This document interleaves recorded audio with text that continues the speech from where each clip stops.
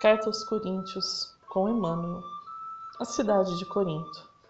Estudo das cartas de Paulo de Tarso à comunidade cristã de Corinto, sob as luzes da doutrina espírita.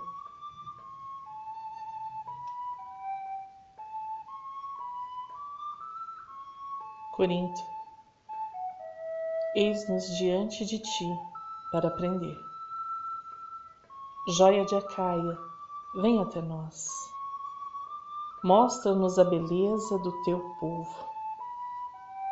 Terra amada de Gesiel e Abigail, permite-nos compreender-te. Acolheste gentios e judeus, acolhe-nos também. Recebeste as lições do Cristo, auxilia-nos a também compreendê-lo. Recebeste a mais bela poesia de amor, dá-nos também conhecê-la e reconhecê-la em nossas vidas. Corinto, seja generosa com teus filhos de outrora, acolhe-nos novamente, ensina-nos a servir.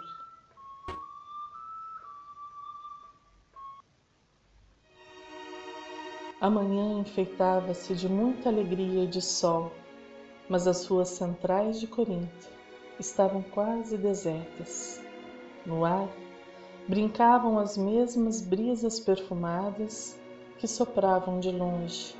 Entretanto, não se observava na fisionomia suntuosa das vias públicas o sorriso de suas crianças despreocupadas, nem o movimento habitual das liteiras de luxo em seu giro costumeiro. A cidade, reedificada por Júlio César, era a mais bela joia da velha Acaia, servindo de capital a formosa província. Não se podia encontrar, na sua intimidade, o espírito helênico em sua pureza antiga, mesmo porque, depois de um século de lamentável abandono, após a destruição operada por Múmio, restaurando-a, o grande imperador transformara Corinto em colônia importante de romanos, para onde acorrera grande número de libertos ansiosos de trabalho remunerador ou proprietários de promissoras fortunas. A estes associara-se vasta corrente de israelitas e considerável percentagem de filhos de outras raças que ali se aglomeravam, transformando a cidade em núcleo de convergência de todos os aventureiros do Oriente e do Ocidente. Sua cultura estava muito distante das realizações intelectuais do gosto grego mais eminente, misturando-se em suas praças os templos mais diversos. Obedecendo talvez a essa heterogeneidade de sentimentos, Corinto tornara-se famosa pelas tradições de libertinagem da grande maioria dos seus habitantes. Trecho do livro Paulo Estevão, de Emmanuel, capítulo 1. A descrição de Corinto por Emmanuel nos oferece o cenário de uma cidade grega reconstruída por romanos e que, por ser um grande centro comercial do seu tempo, recebia pessoas de todos os lugares. Corinto ficava sobre um istmo, uma estreita faixa de terra que liga duas áreas de terra maiores. Ligava o Peloponeso ao continente. Por sua localização, possuía dois portos, o de Cencreia, ao oriente, e o de Léquio, ao ocidente. Estimam os historiadores que a população era de 450.000 pessoas no século I. Este outro mapa, que consta no livro Paulo, Apóstolos Gentios de Fabris, nos dá um panorama da região.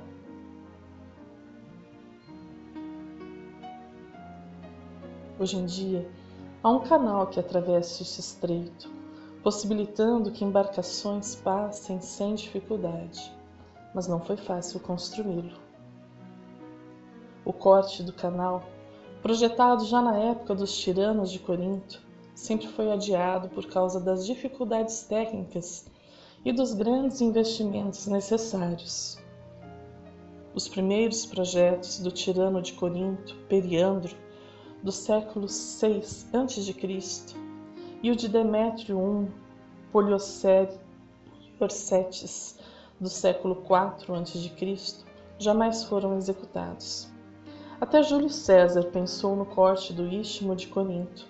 O imperador Calígula, em 40 d.C., desistiu da obra, pois os técnicos egípcios chegaram à conclusão de que, dado o nível mais alto do mar, no Golfo de Corinto, o corte do istmo submergiria a ilha de Egina, que se encontra num nível mais baixo, no Golfo Sarônico. Uma primeira tentativa foi feita por Nero, em 67 d.C., quando durante 3 meses milhares de operários, entre os quais 6.000 judeus, enviados por Vespasiano, conforme nos conta Flávio Josefo, cavaram nas 2 direções da mesma região do traçado do canal atual. A morte do imperador interrompeu os trabalhos. O canal moderno, com mais ou menos 6 quilômetros de comprimento, 25 metros de largura no alto e 21 metros no nível do mar, com cerca de 8 metros de profundidade, foi iniciado por uma empresa francesa em 1881 e terminado em 1893. Dados do livro Paulo, Apóstolo dos Gentios, de Reinaldo Fabris, nota 19. O trecho do livro Paulo Estevão, que trouxemos no início deste estudo sobre a cidade de Corinto, nos fala também de sua diversidade cultural. Essas informações são importantes para que possamos contextualizar as cartas de Paulo dentro de um tempo, de um costume cultural, permitindo assim que nos aproximemos do texto com maior clareza e profundidade. Uma terra de diversos povos e culturas, esta era Corinto. Neste sentido, nos auxilia Giuseppe Barbaglio, no livro Cartas de Paulo, primeiro volume, da editora Loyola. Posta sobre o istmo homônimo, entre 2 mundos, a cidade que no ano de 146 a.C. fora destruída totalmente pelos romanos, foi reconstruída um século depois por César, como colônia romana, logo alcançando um notável esplendor. Capital da província de Acaia, a partir de 27 a.C., porto comercial de primeira grandeza, centro religioso célebre pelo santuário de Afrodite, mas não estavam ausentes os cultos orientais. Era não menos famosa pelo laxismo dos costumes morais de sua população. Na metade do século I d.C., era a verdadeira metrópole do mundo grego, não lhe faltando nem mesmo o brilho e o fascínio dos jogos istmicos. Calcula-se que tivesse 500.000 de habitantes. Além dos gregos, eram numerosos os romanos e os judeus. As escavações trouxeram à luz traços inequívocos de luxo e riqueza, mas é também historicamente certa a presença de estratos sociais pobres e explorados, em particular os escravos e os trabalhadores do porto. Os que enriqueceram com o intenso tráfico comercial e os miseráveis representavam, porém, apenas as extremidades de um tecido social que abrigava também uma classe média, formada por artesãos e pelos empregados na administração pública. Diante destes relatos históricos sobre a cidade de Corinto, somos convidados a verificar as semelhanças desta cidade com as nossas, nos dias atuais. A riqueza, a ostentação, a exploração da classe trabalhadora, a presença da classe média, os cultos a variados deuses, a promiscuidade, enfim. Se olharmos com atenção, veremos que Corinto não está tão distante como talvez fôssemos levados a crer.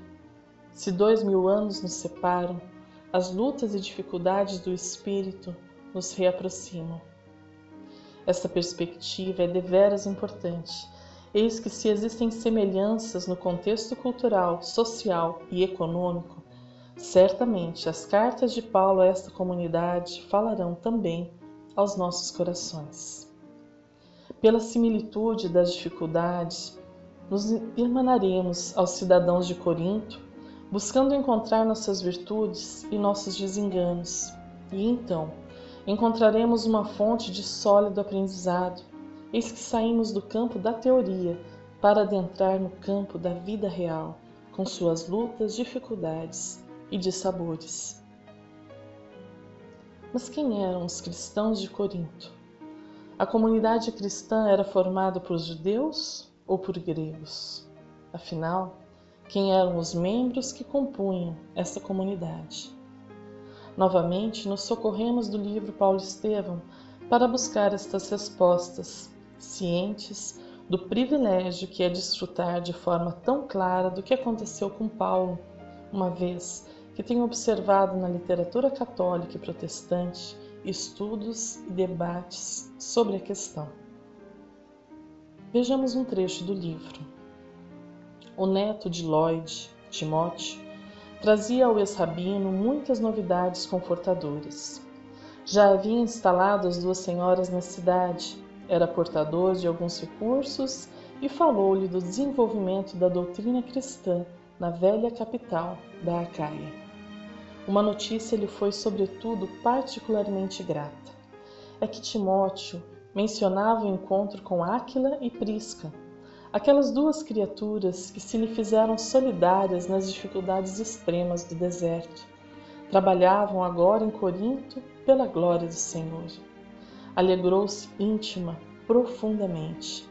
Além das muitas razões pessoais que o chamavam a Acaia, isto é, as recordações indeléveis de Gesiel e Abigail, o desejo de abraçar o casal amigo foi também uma circunstância decisiva da sua partida imediata. Enlevado pelas recordações cariciosas de Abigail, atravessou o istmo e penetrou na cidade, movimentada e rumorosa. Abraçou Lloyd e Eunice, numa casinha do porto de Cencreia, e logo procurou avistar-se com os velhos amigos do oásis de Dan. Os três abraçaram-se, tomados de infinito júbilo. Áquila e a companheira falaram longamente dos serviços evangélicos, aos quais haviam sido chamados pela misericórdia de Jesus. Desejoso de reintegrar-se na serenidade de suas realizações ativas, olvidando a frieza ateniense, Paulo comentou o projeto da fundação de uma igreja em Corinto, ao que Áquila e sua mulher se prontificaram para todos os serviços. Aceitando-lhes o oferecimento generoso, o ex-rabino passou a residir em sua companhia, ocupando-se diariamente do seu ofício. Trecho do capítulo 7 da segunda parte do livro Paulo e Estevão. Prisca, Áquila e Paulo eram judeus. Não obstante, o que marcaria a comunidade de Corinto seria a diversidade. Juntos, gregos, judeus, romanos e muitos outros se irmanavam em Cristo. Essa diversidade cultural trouxe-lhes também dificuldades, que iremos ver mais à frente. Por ora, saibamos que Corinto era uma comunidade de gentios, os que não eram judeus. Sabe-se que em uma de suas viagens à terra de Gesiel e Abigail, Paulo demorou-se em Corinto, passando lá o período de 1 ano e meio. Lucas nos contou sobre a fundação da igreja de Corinto no livro Atos dos Apóstolos, capítulo 18, versículos 1 a 11. E depois disso, partiu Paulo de Atenas e chegou a Corinto. E achando um certo judeu por nome Áquila, natural do Ponto, que havia pouco tinha vindo da Itália, e Priscila, sua mulher, pois Cláudio tinha mandado que todos os judeus saíssem de Roma, ajuntou-se com eles, e como era do mesmo ofício, ficou com eles e trabalhava. pois tinha por ofício fazer tendas.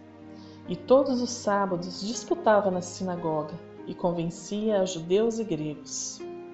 E quando Silas e Timóteo desceram da Macedônia, foi Paulo impulsionado no Espírito, testificando aos judeus que Jesus era o Cristo. Mas resistindo e blasfemando eles, sacudiu as vestes e disse-lhes: O vosso sangue seja sobre a vossa cabeça. Eu estou limpo, e desde agora parto para os gentios. E saindo dali, entrou em casa de um homem chamado Justo, que servia a Deus, e cuja casa estava junto à da sinagoga.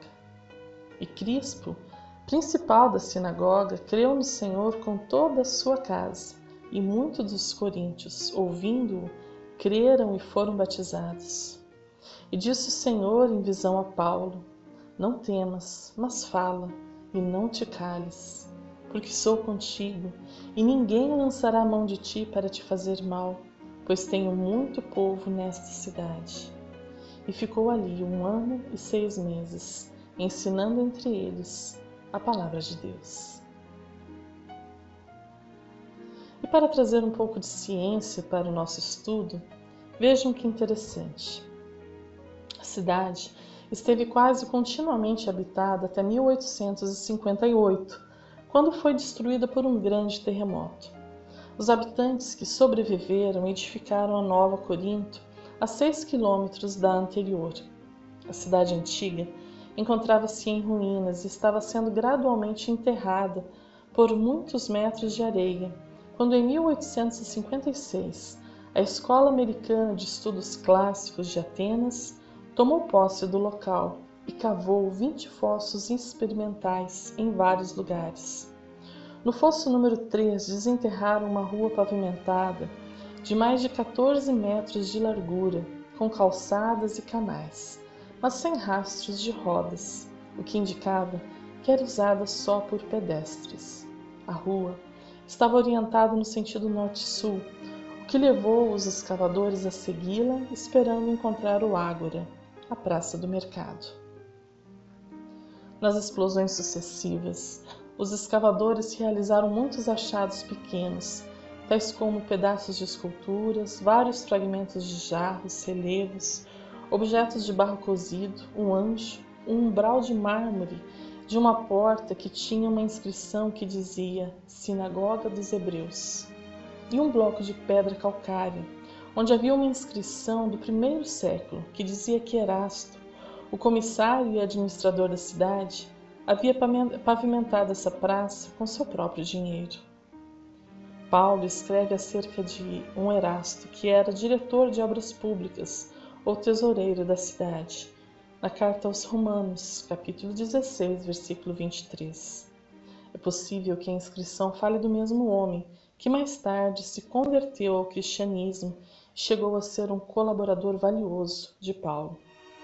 As maiores descobertas constavam de um teatro grego, o templo de Apolo, a antiga corte e fonte de Peirene, o Ágora, e a plataforma de julgamento, onde provavelmente Paulo foi trazido à presença de Galho, sendo em seguida absolvido. Eles também encontraram o piso onde os gregos agarraram a Sóstenes, chefe da sinagoga, e o espancaram diante do tribunal. Esta pedra, onde havia uma inscrição do 1º século que dizia Erasto, comissário e administrador da cidade, foi encontrada nas ruínas da cidade de Corinto no ano de 1920. Erasto teria sido um dos cooperadores de Paulo, conforme nos diz o livro de Atos, capítulo 19, versículo 22. E enviando a Macedônia 2 daqueles que o serviam, Timóteo e Erasto, ficou ele por algum tempo na Ásia. Erasto ficou em Corinto e deixei Trófimo doente em Mileto. Segunda carta a Timóteo, capítulo 4, versículo 20. Também na carta aos Romanos, capítulo 16, 23, uma referência a Erasto. Saúda-vos Gaio, meu hospedeiro, e de toda a igreja. Saúda-vos Erasto, procurador da cidade, e também o irmão Quarto. Pode-se afirmar que talvez Erasto ocupasse uma posição política de destaque em Corinto, já que é mencionado na Epístola aos Romanos como procurador da cidade de onde Paulo escreveu a carta, por volta do ano 57 da era cristã. Erasto é um grande colaborador da doutrina espírita, tendo várias participações na codificação, em especial no Evangelho segundo o Espiritismo, tendo inclusive assinado várias vezes como Erasto, discípulo de São Paulo. Adentramos então em Novo Mundo. Estamos devidamente ambientados com a comunidade de Corinto e aptos a iniciar o estudo. Encerramos com este trecho do livro Paulo e Estevão, capítulo 7. A Igreja de Corinto começou então a produzir os frutos mais ricos de espiritualidade. A cidade era famosa por sua devassidão, mas o apóstolo costumava dizer que dos pântanos nasciam muitas vezes os lírios mais belos. E como onde há muito pecado, há muito remorso e sofrimento, em identidade de circunstâncias, a comunidade cresceu dia a dia, reunida os crentes mais diversos que chegavam ansiosos por abandonar aquela Babilônia incendiada pelos vícios. Um fraterno abraço e até o próximo estudo.